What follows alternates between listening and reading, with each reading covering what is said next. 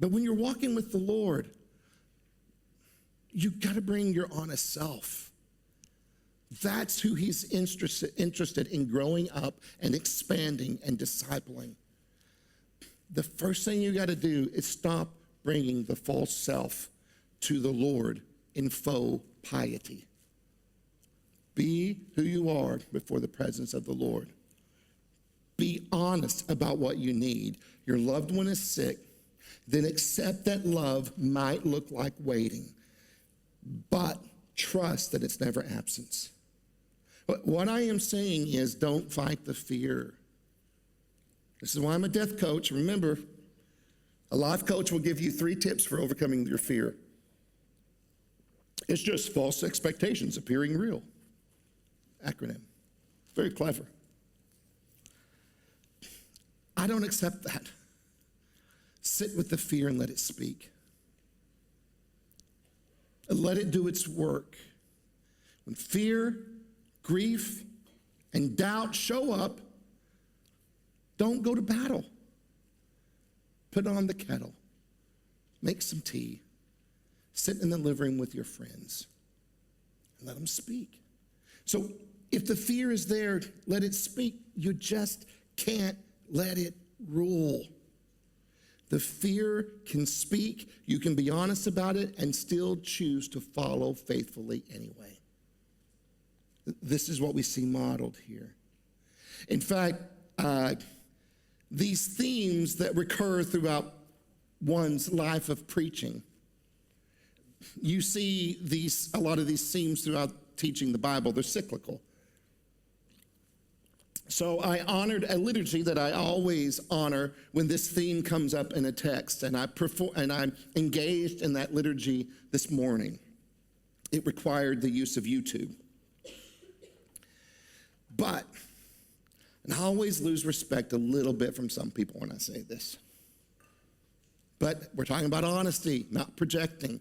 One of my favorite movies that I probably will watch this week now that I've watched the YouTube clip, maybe even today for Father's Day, is The Apostle starring Robert Duvall. Anybody seen that movie? Oh my goodness. Whoa, what a poor job we're doing. No, I shouldn't say that because I can't remember everything. Inevitably, somebody's going to watch something offensive and send me an email. So this is not your pastor speaking. This is just a regular dude.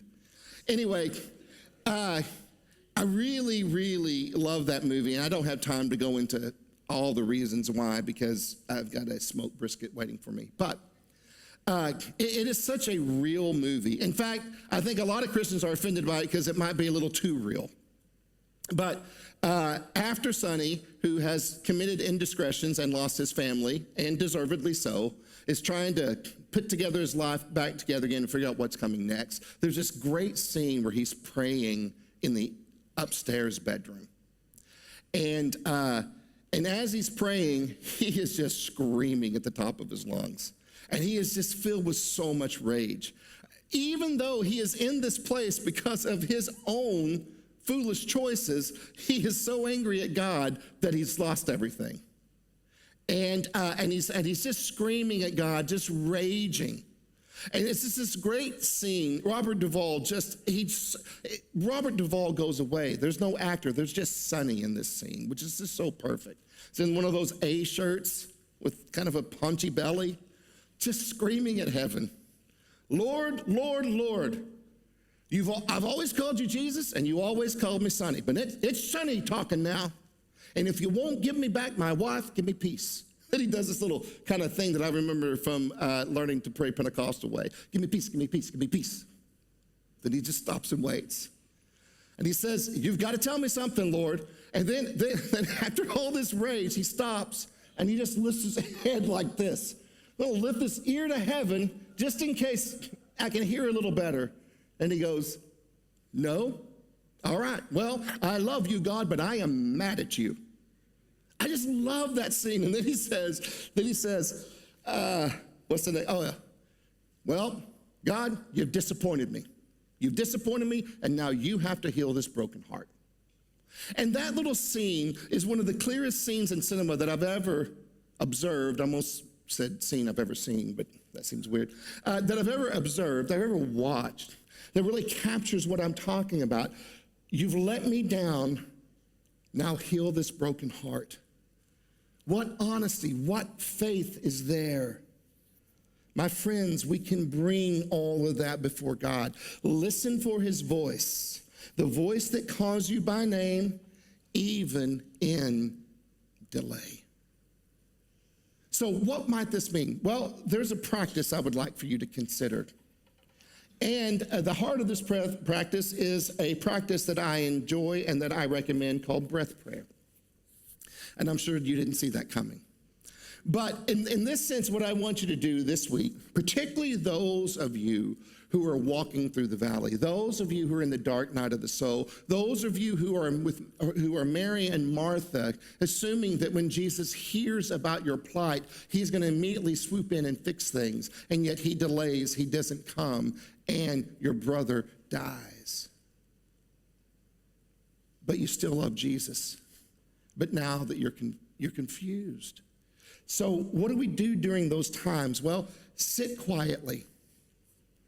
And if you can, ground your feet. I don't know if it's really a crunchy myth or if there's anything scientific about it, but there's something about letting the bare skin of your feet touch the raw earth.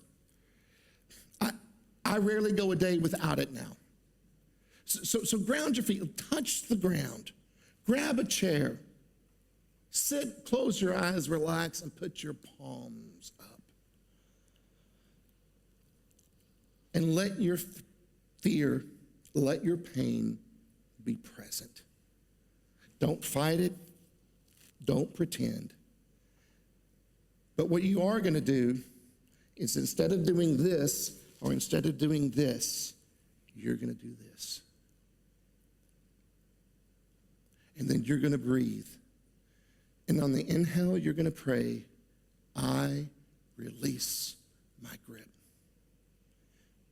And on the exhale, you will pray, and I receive what you give.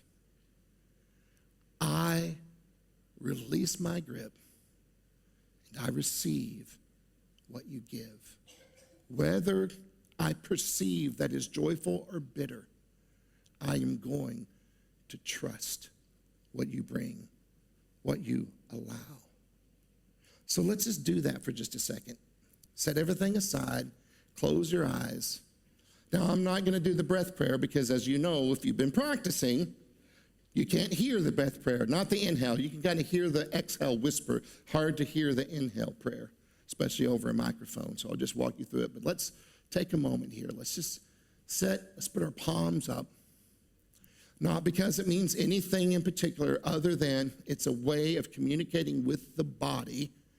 I'm receptive and I'm willing. Just a few minutes. Let your fear, your doubt, your broken heart rise to the surface. But then notice there's also the presence of love. The presence of Jesus. A love that sustains and comforts even if it doesn't solve and fix. And then just breathe in. I release my grip. And exhale. And I receive what you give. I release my grip. And I receive what you give.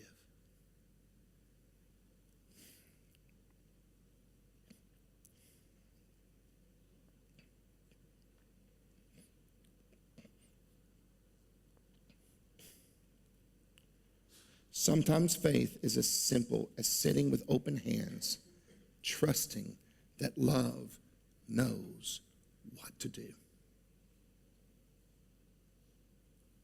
But my friends, Lazarus is still in the tomb. But faith is already waking up.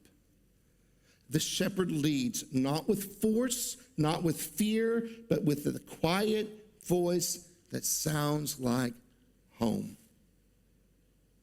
The question is, will you follow?